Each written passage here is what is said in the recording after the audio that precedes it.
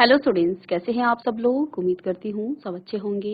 मैं Meena Rana ICT virtual class में आपका स्वागत करती हूँ। स्टूडेंट्स, हम पढ़ रहे हैं क्लास 7 की हिंदी व्याकरण में। हमने इससे पहले लेक्चर में वाक्य विचार पढ़ा था, जिसमें हमने वाक्य के भेद किए रचना के आधार पर और साथ में अर्थ के आधार पर। रचना के आधार पर वाक्य के 3 भेद हैं, जिसमें सरल वाक्य, संयुक्त वाक्य और मिश्र वाक्य आपने पढ़ा, और अर्थ के आधार पर आपने 8 जो हैं भेद पढ़े हैं। आज की क्लास में हम इन्हीं पर आधारित प्रश्न करेंगे, जो कि आपके हम वाक्य लिखेंगे और आप वाक्यों के भेद बताएंगे। इससे पहले हम एक बार जल्दी से रिवाइज करेंगे जो वाक्य हैं और उनके भेद हैं। तो चलिए चलते हैं स्मार्ट बोर्ड पर। चलिए, तो देखिए, हम वाक्य पढ़ चुके हैं, लेकिन एक बार हम जल्दी से रिवाइज करते हैं। तो वाक्य क्या होता है? जब हम अपने मन के भावों और विचारों को प्रकट करने के लिए हम जो है किसी भाषा का प्रयोग करते हैं, भाषा बनती है आपके वाक्यों से। और वाक्य जो है सार्थक शब्दों के व्यवस्थित एवं क्रमबद्ध समूह से बनते हैं, तो जिससे हम अपने विचारों को पूर्ण रूप से प्रकट कर सकते हैं, तो वो आपके वाक्य कहलाते हैं। यहाँ हमने वाक्य के कुछ भेद, 2 अंग पढ़े थे।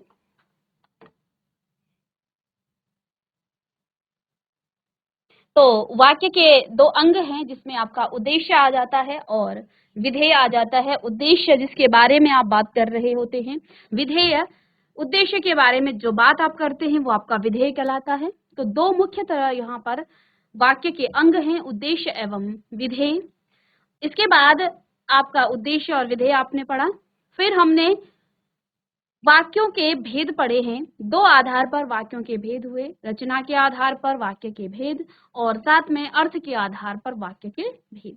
तो रचना के आधार पर वाक्यों के पुनः 3 प्रकार के होते हैं, जिसमें सरल या साधारण वाक्य, दूसरा संयुक्त वाक्य, तीसरा आपका मिश्र वाक्य। तो सरल वाक्य जिसमें एक विधेय और एक उद्देश्य होता है, वह आपका सरल वाक्य कहलाता है। फॉर एग्जाम्पल, उदाहरण के लिए, स्वाति खाना खा रही है, तो स्वाति यहाँ एक उद्देश्य है और विधेय है, खाना खा रही है, उसमें एक ही काम किया, तो ये आपका सरल वाक्य हो गया। फिर मोहन घूम रहा है, एक विधेय एक उद्देश्य। रोहित पुस्तक पढ़ रहा है, एक विधेय और एक आपका यहाँ पर उद्देश्य। आप और भी उदाहरण लिख सकते हैं। तो ये सब आपके सरल वाक्य हैं। फिर दूसरा आपने पढ़ा संयुक्त वाक्य, जिन वाक्यों में 2 या 2 से अधिक स्वतंत्र वाक्य समुच्चय बोधक शब्द से जुड़े रहते हैं, वह आपके संयुक्त वाक्य कहलाते हैं। जैसे नेहा ने खाना खाया, नेहा ने बस्ता उठाया और नेहा स्कूल चली गई। तो यहाँ 3 वाक्यों को जोड़ करके एक वाक्य बनाया गया है। नेहा ने खाना खाया, कॉमा, बस्ता उठाया और स्कूल चली गई। तो यहाँ और आपका समुच्चय बोधक है। इसके द्वारा हमने 3 वाक्यों को आपस में जोड़ा, तो यह आपका संयुक्त वाक्य हो गया। दूसरा उदाहरण, मोर नाच रहा है परंतु मोरनी चुपचाप बैठी है। तो 2 वाक्य आपस में जुड़े हैं, एक वाक्य बना है, इसको संयुक्त कहा जाता है। यहाँ पर 2 वाक्य हैं, है ना। मोर नाच रहा है परंतु मोरनी चुपचाप बैठी है। तो ये यहाँ पर आपका संयुक्त वाक्य का ही एक उदाहरण है। मिश्र वाक्य में एक प्रधान वाक्य होता है और उस पर आश्रित दूसरा आपका क्या होता है, वाक्य होता है। उसे हम मिश्रित वाक्य कहते हैं। जैसे जो कल घर आया था वह बाहर खड़ा है, तो ये आपका बच्चों क्या है, मिश्रित वाक्य है, क्योंकि यहाँ पर जो कल घर आया था वह बाहर खड़ा है। तो यहाँ पहला प्रधान हो गया, उस पर आश्रित वह कौन, जो कल घर आया था, है ना। तो यहाँ पर एक प्रधान और दूसरा उस पर आश्रित उपवाक्य है या वाक्य है। राधा विद्यालय नहीं जा सकी क्योंकि वह बीमार है, तो यहाँ पर आपका मिश्रित वाक्य है। दूसरा, हमने यहाँ अर्थ के आधार पर वाक्यों के 8 भेद या 8 प्रकार पढ़े हैं, जिसमें विधानवाचक, निषेधवाचक, इच्छावाचक, प्रश्नवाचक, आज्ञावाचक, संकेतवाचक, विस्मय सूचक और आपका संदेहवाचक। तो आइए, विधानवाचक वाक्य जिन वाक्यों से किसी कार्य के करने का सामान्य रूप से बोध होता है उन्हें विधानवाचक कहते हैं। राकेश व्यायाम कर रहा है, सामान्य रूप से हम यहाँ पर कोई काम कर रहे हैं, तो ये आपका विधान है, जो विधान से चल रहा है। अंशु अपना काम करती है, तो इसमें जो है कोई इसके बाद निषेधवाचक, निषेध का मतलब वर्जित, कोई काम नहीं किया जा रहा है ना। कहते यहाँ जाना निषेध है या वर्जित है, ऐसे ही। तो जिस वाक्य में किसी बात या काम के ना होने का बोध होता है कि काम नहीं हो रहा है, ठीक है, तो वहां पर आपका निषेधवाचक वाक्य होता है। जैसे उसने खाना नहीं खाया, कक्षा में शोर मत करो, तो ये निषेध की बात कर रहा है, ना होने का यहाँ पर बोध हो रहा है। फिर प्रश्नवाचक, तो जैसा कि नाम से ही पता चल रहा है, जिस वाक्य में प्रश्न पूछा जाए, प्रश्न पूछने का जहाँ पर बोध हो वह आपका प्रश्नवाचक। जैसे तुम्हारे पिताजी का क्या नाम है, तुम क्या पढ़ रहे हो, तो इनमें प्रश्न पूछे जा रहे हैं। फिर आपका आज्ञावाचक वाक्य, तो जिन वाक्यों से आज्ञा, अनुमति, प्रार्थना आदि का बोध होता है वह आज्ञावाचक वाक्य है। जहाँ से हम किसी की आज्ञा का अनुबोध हो, अनुमति का बोध हो, प्रार्थना का बोध हो, वहां पर जैसे सदा सत्य बोलो, अपना काम, अपना कमरा साफ करो। नेक्स्ट है आपका विस्मयादिवाचक वाक्य, तो जिससे आपको विस्मय हो, आश्चर्य हो, हर्ष हो, शौक हो, घृणा हो, प्रशंसा हो आदि के भाव जब आपके मन में प्रकट हो जाते हैं वह आपका विस्मयादिवाचक वाक्य कहलाते हैं। जैसे वाह क्या दृश्य है, अरे तुम आ गए, तो इसमें देखो ये आपका विस्मयादिबोधक का चिन्ह है, ये आपने पढ़े भी हैं। संदेहवाचक, जिससे आपको संदेह हो, संभावना हो, तो जैसे पता नहीं सरिता आएगी या नहीं, संदेह हुआ। आज पिताजी आ सकते हैं, संभावना है, तो ये आपका हो गया। फिर इच्छावाचक, जिसमें आप अपनी इच्छा को प्रकट करते हैं, और आशीर्वाद भी तो आप अपनी इच्छा से देते हैं। आपके मन की जो कामना है वो अभी आपके अंदर की इच्छा ही होगी, इच्छा हो गया। आदि का बोध जहाँ हो वहां पर आपका इच्छावाचक वाक्य आप उसे कहेंगे। जैसे आपका जीवन सुखी हो और भगवान सबका भला करे, तो इसमें आप किसी को ब्लेसिंग दे रहे हैं, आशीर्वाद दे रहे हैं, किसी की आप कामना कर रहे हैं कि सबका भला करे भगवान, जुग जुग जियो, ये आपका आशीर्वाद है। संकेतवाचक, जहाँ वाक्य में संकेत या शर्त हो वहां संकेतवाचक है। यदि वर्षा होती है तो फसल अच्छी होती है, वर्षा रुक जाती तो बाजार जाते। तो देखो पहले में तो शर्त ये है कि यदि वर्षा अच्छी होगी तो फसल भी अच्छा होगा, फसल भी आपकी अच्छी होगी। वर्षा रुक जाती तो बाजार जाते, तो ये शर्त है नीचे वाली। तो इस तरह से जो है ये आपके 8 यहाँ पर आपके वाक्य और वाक्यों के भेद आपने पढ़े। तो अब हम कुछ प्रश्न करेंगे इन पर आधारित, तो जल्दी से अगर आपने नोट डाउन नहीं किया है तो आप नोट डाउन कर सकते हैं। चलिएगा आप इसे लिख सकते हैं। चलिए,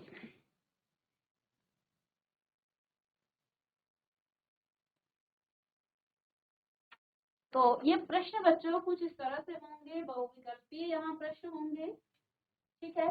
और तो जैसे पहला प्रश्न है, उसने स्वयं को अमेरिकन बताया, उसने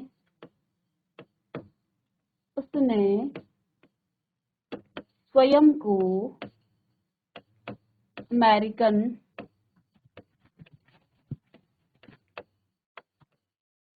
उसने स्वयं को अमेरिकन बताया,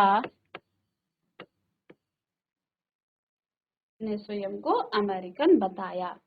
तो आपको यहाँ पर बताना है, ठीक है। अब देखिए मैं सब में जो है ऑप्शन जब आपके पास यहाँ पर रखती हूँ तो इधर मैं अलग से रख देती हूँ, फिर आप इसमें बताते रहेंगे। पहला ऑप्शन बच्चों आपके पास है सरल, बी ऑप्शन आपके पास है बॉ ही लिखेंगे हिंदी में, बॉ लिख लीजिएगा, या इस तरह से आप फर्स्ट सेकंड कर लें। तो ये आपका संयुक्त सरल हो गया, संयुक्त हो गया। थर्ड आपका मिश्र है, या फिर इनमें से कोई नहीं, या इनमें से कोई नहीं। ये 3-4 आपके यहाँ पर ऑप्शन हैं। तो उसने स्वयं को अमेरिकन बताया, तो अब आप बताएंगे कि इसमें कौन सा आपका वाक्य है, सरल वाक्य है, आपका संयुक्त वाक्य है, या फिर आपका मिश्र वाक्य है। तो हमने आपको सरल वाक्य में क्या बताया था कि जहां एक उद्देश्य हो और एक ही विधेय हो। उसने स्वयं को, तो यहाँ एक ही तो उद्देश्य है, उसने किसको, स्वयं को अमेरिकन बताया। तो स्वयं को अमेरिकन बताइए आपका विधेय हो गया। एक उद्देश्य एक विधेय जहां होता है वहां पर आपका सरल वाक्य हो जाता है, वहां आपका सरल वाक्य होता है, जब एक उद्देश्य और एक विधेय हो।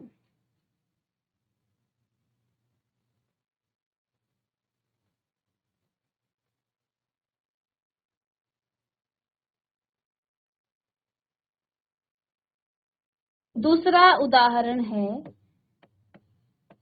गरीब भोजन करते हैं, गरीब मेहनत करते हैं, गरीब मेहनत करते हैं, गरीब मेहनत करते हैं, पर उन्हें, यहाँ पर कॉमा है, पर उन्हें भरपेट, पर उन्हें भरपेट भोजन नहीं मिलता है, भोजन नहीं मिलता है। सेम ऑप्शन, सेम आपके पास वो विकल्प हैं जो हमने इससे पहले वाले क्वेश्चन में किया था। ये 4 विकल्प हैं, ठीक है। तो आपको चारों में से एक विकल्प को सही बताना है। तो यहाँ पर आपका कौन सा विकल्प सही होगा? सरल वाक्य है, संयुक्त है, या मिश्र वाक्य है? तो गरीब भोज मेहनत करते हैं पर उन्हें भरपेट भोजन नहीं मिलता है। तो बच्चों यहाँ पर देखिए, पर से इन दोनों वाक्यों को जोड़ा गया है, जो कि आपका समुच्चय,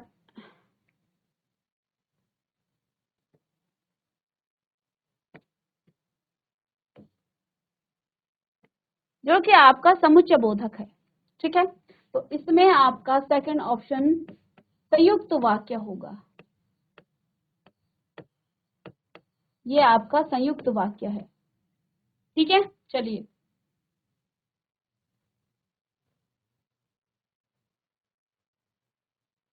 तीसरा है,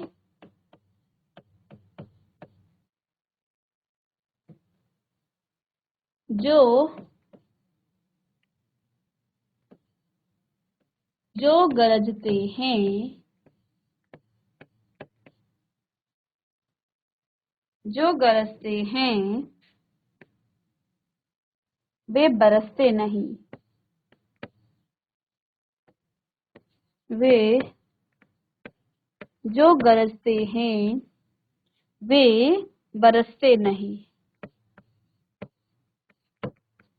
जो गरजते हैं वे बरसते नहीं। तो देखिए, जो गरजेगा वो बरसेगा नहीं। तो एक वाक्य दूसरे पर जो है आश्रित है, ठीक है। गरजने का संबंध बरसने से है और बरसने का संबंध गरजने से, यानी कि जो गरजेंगे वो बरसेंगे नहीं। तो यहाँ डायरेक्ट एक दूसरे पर आश्रित वाक्य आपको दिख रहे हैं। तो ये आपका आश्रित वाक्य है, और जब एक वाक्य दूसरे पर आश्रित होता है तो वहां पर आपका मिश्र वाक्य हो जाता है, मिश्र वाक्य आपका हो जाता है। ये आपका मिश्र वाक्य है, ठीक है। चलिएगा, नोट करेंगे।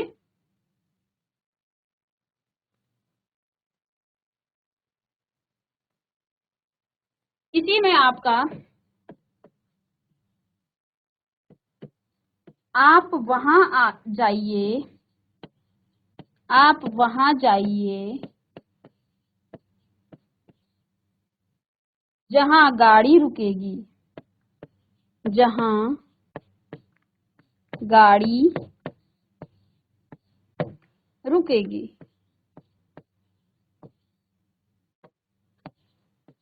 आप वहां आइए जहां गाड़ी रुकेगी, फुल स्टॉप, ठीक है।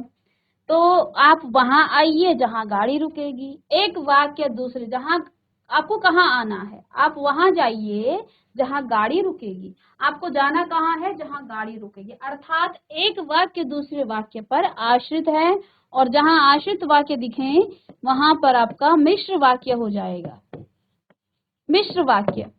चलिए, मिश्र वाक्य।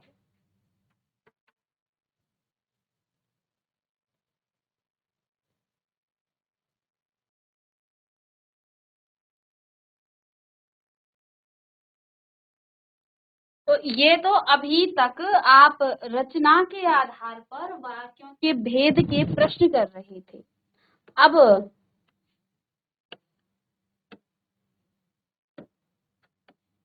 अर्थ के आधार पर, है ना, तो सबसे पहले तो आप ये देखें, जो आपका अर्थ के आधार पर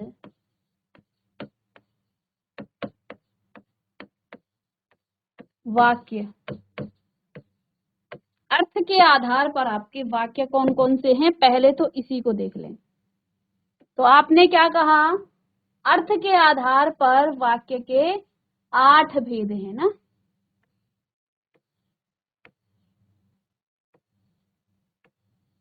ठीक है, तो पहला है बच्चों आपका विधानवाचक,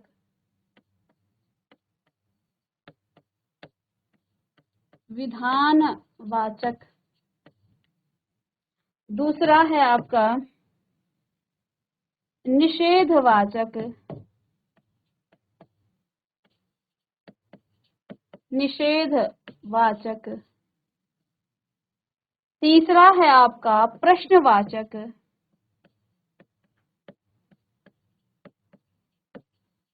प्रश्नवाचक। इसके बाद आपका आज्ञावाचक,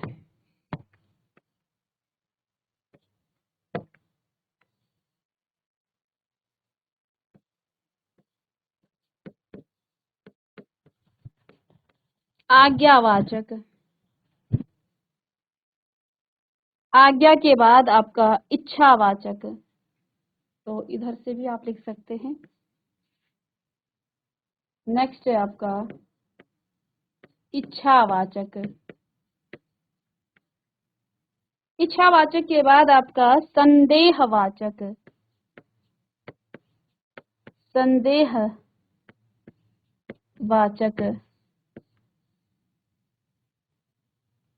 विस्मया या विस्मयबोध, विस्मया,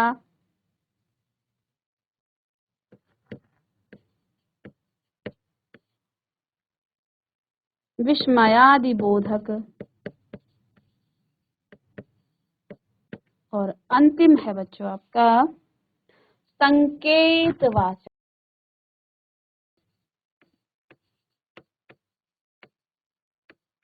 तो ये हैं आपके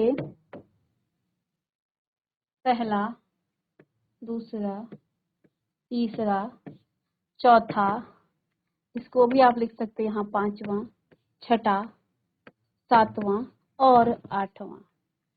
ये आपके अर्थ के आधार पर वाक्यों के भेद हैं, अर्थ के आधार पर वाक्य के भेद।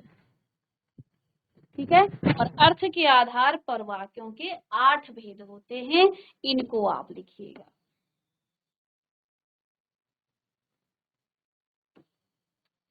लेकिन अर्थ से पहले आपने रचना के आधार पर भी पढ़ा था, इसको भी देख लेते हैं। पहला,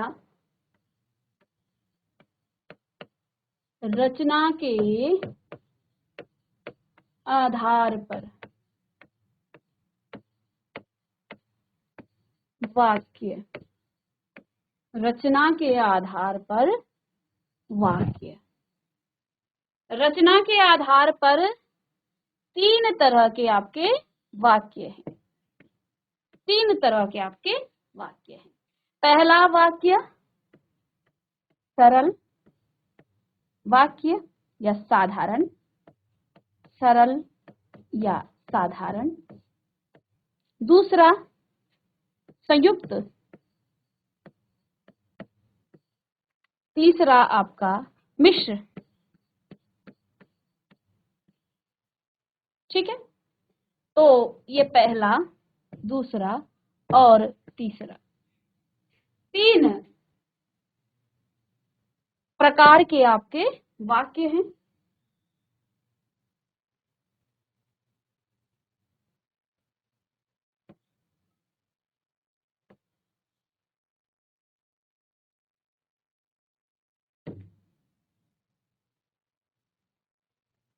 ठीक है, तो इसको आप बना सकते हैं कि रचना के आधार पर आपके तीन तरह के वाक्य हैं, ठीक। और इसमें सरल वाक्य, साधारण वाक्य, सरल या साधारण वाक्य, फिर आपका दूसरा संयुक्त वाक्य, तीसरा आपका मिश्र वाक्य, ठीक है। इसके बाद अर्थ के आधार पर आपके वाक्य हैं विधानवाचक, पहला विधानवाचक वाक्य, निषेधवाचक वाक्य, फिर वाक्य इसमें आपका संदेह वाक्य, जहां जगह नहीं है वहां पर आप लिख लीजिएगा, जहां जगह होगी वहां पर हम लिख लेंगे वाक्य, और ये भी आपका वाक्य, ठीक है। तो संयुक्त या साधारण वाक्य नीचे लिख लेते हैं, यहाँ पर आ जाएगा वाक्य और यहाँ पर आपका वाक्य, ठीक है। चलिएगा, तो ये तीन तरह के आपके वाक्य रचना के आधार पर हैं और 8 प्रकार के आपके अर्थ के आधार पर वाक्य हैं। तो हमने कुछ उदाहरण किए हैं आपके रचना के आधार पर वाक्यों के कुछ उदाहरण। अब हम यहाँ पर अर्थ के आधार पर वाक्यों के कुछ उदाहरण पढ़ेंगे, अर्थ के आधार पर। चलिए, इस तरह से भी आप बना सकते हैं ताकि आपको याद रहे, ध्यान रहे।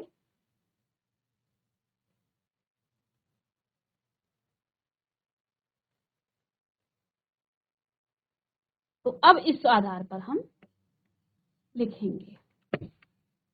तो एक वाक्य है, शायद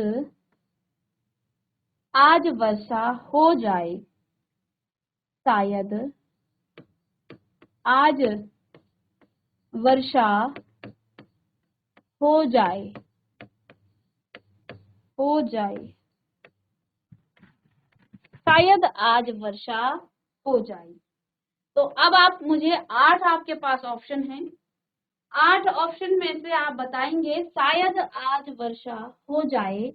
चलिए, विधान में जो सरल वाक्य है जिसमें हम साधारण तरीके से कहते कोई कार्य होता है, निषेध में हम किसी कार्य के ना होने की बात करते हैं, प्रश्नवाचक में हम प्रश्न पूछते हैं, आज्ञावाचक में हम आज्ञा देते हैं, इच्छा में अपनी इच्छा, आशीर्वाद वगैरह देते हैं, संदेहवाचक जहां आपको संदेह हो वहां आपका संदेहवाचक, अर्थात शायद आज वर्षा हो जाए, ये आपका कौन सा वाक्य है, इसका उत्तर आप लिखेंगे क्या, ये आपका संदेहवाचक वाक्य है, ये आपका संदेहवाचक वाक्य है, ठीक है। तो पहला प्रश्न आप इस तरह से, चलिए दूसरा प्रश्न लिखते हैं बच्चों। दूसरा प्रश्न है आपके पास, अरे कितना सुंदर दृश्य है, अरे, अरे कितना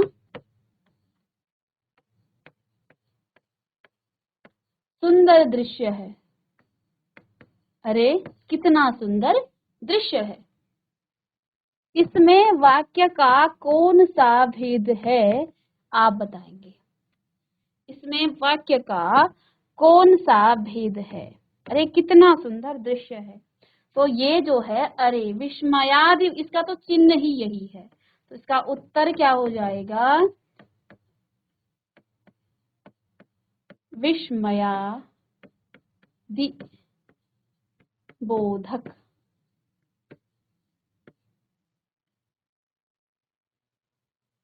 विस्मयादि बोधक वाक्य, ये आपका विस्मयादि बोधक वाक्य है।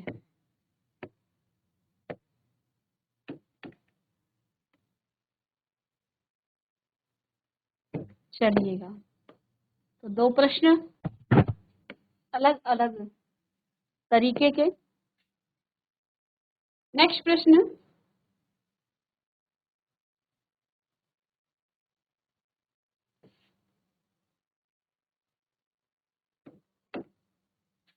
प्रश्न नंबर 3,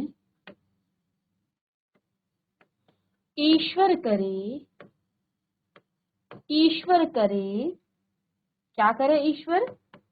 ईश्वर करे आप खूब उन्नति करें, आप खूब उन्नति करें।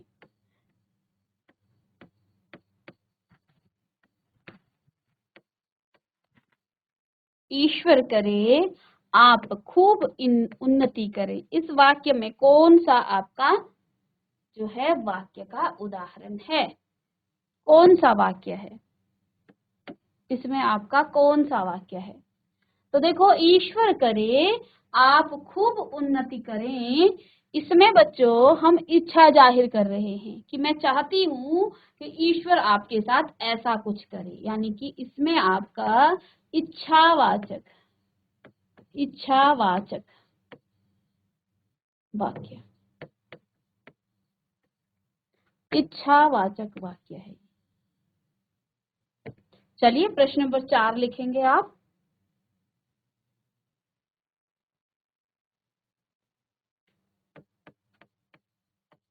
दिल्ली देश की राजधानी है, देश की राजधानी है, दिल्ली देश की राजधानी है।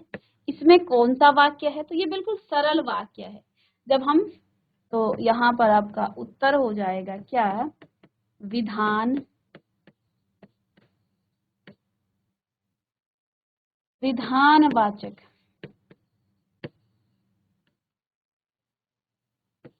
वाक्य।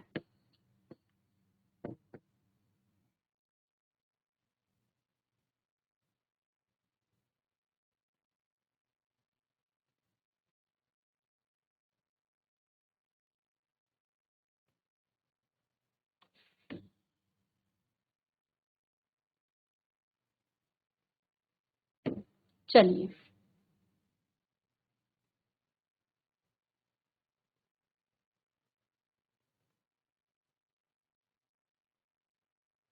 प्रश्न 5, किताब के पेज मत फाड़ो, किताब के पेज मत फाड़ो, किताब के पेज मत फाड़ो।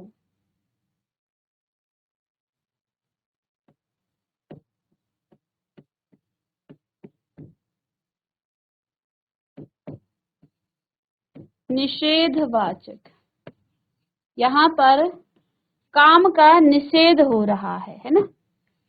तो ये आपका निषेधवाचक वाक्य है।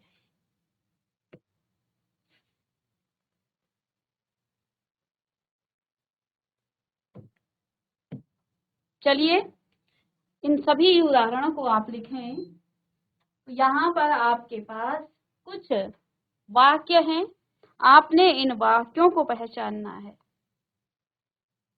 ठीक है? नेक्स्ट पेज में लिखेंगे हम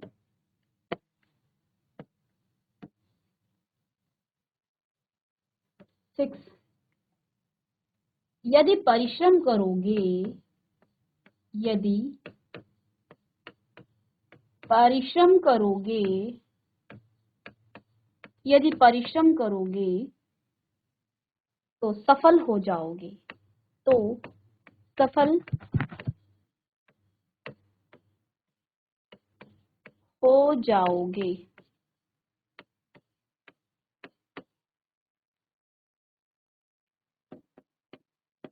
जाओगे, यदि परिश्रम करोगे तो सफल हो जाओगे।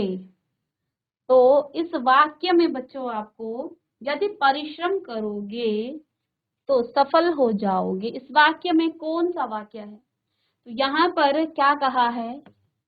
आपको संकेत दिया जा रहा है, परिश्रम करोगे तो सफल हो जाओगे, इसलिए इसमें संकेतवाचक वाक्य है। संकेतवाचक वाक्य है।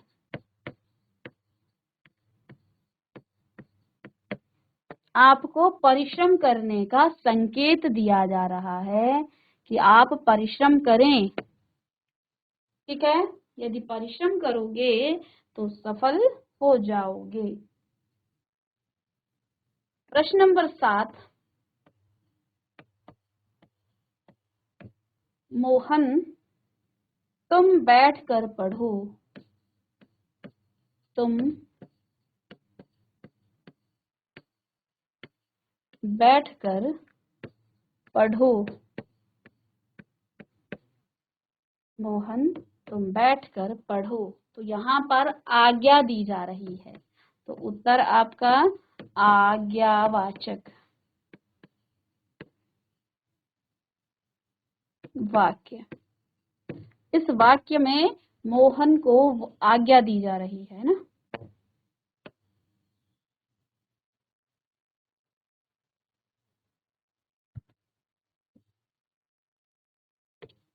चलिए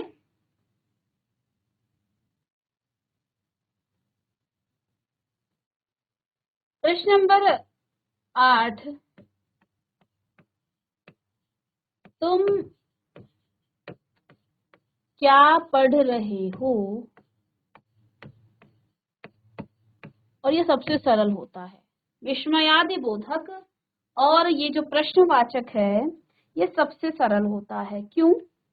क्योंकि जब भी आप प्रश्नवाचक वाक्य को लिखते हैं तो प्रश्नवाचक के पीछे आप प्रश्नवाचक का चिन्ह लगाते हैं, और जब आपको विस्मय होता है तब भी आप विस्मयादि बोधक का चिन्ह लगाते हैं। इस तरह से एक सीधी रेखा, उसके नीचे एक छोटी सी बिंदी, प्रश्नवाचक। तो इसमें तो कोई संदेह नहीं है, इसका उत्तर क्या हो जाएगा, ये आपका प्रश्नवाचक वाक्य है। ये आपका प्रश्नवाचक वाक्य है। चलिएगा प्रश्नवाचक वाक्य लिखें इसे भी।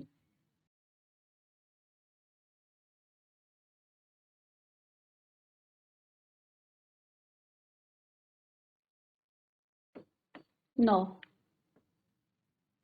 मैंने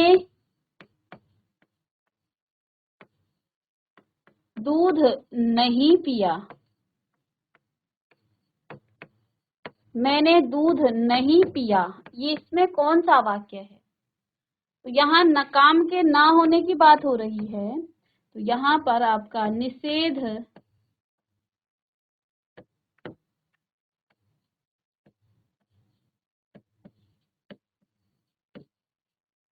निषेधवाचक, ठीक है, वाक्य है।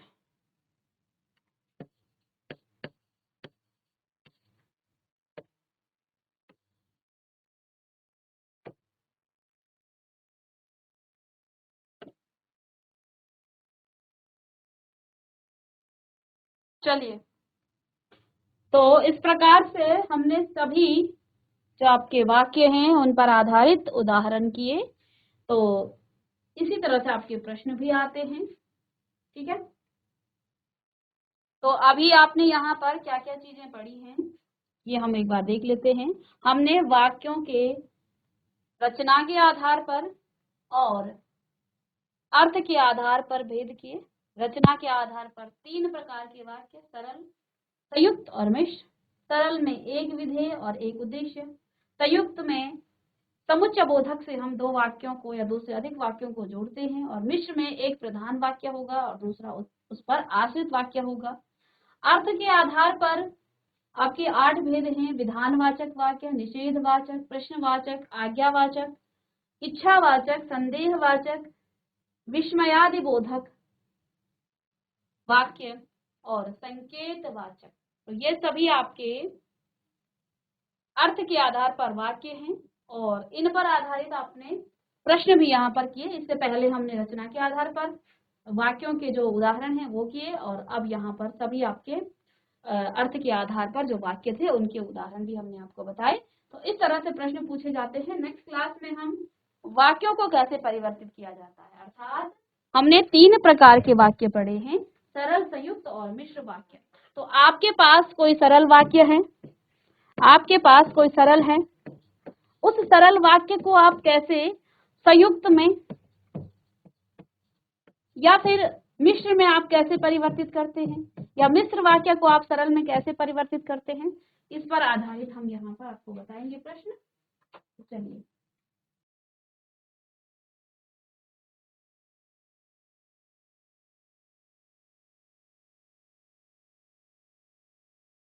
तो बच्चों नेक्स्ट क्लास में हम वाक्य परिवर्तन कैसे किया जाता है इस पर आधारित प्रश्न करेंगे। आज हमने वाक्यों के भेद पर आधारित प्रश्न किए और आप इनको अच्छे से समझ भी गए होंगे। मिलते हैं नेक्स्ट लेक्चर में, तब तक के लिए thank you and have a nice day.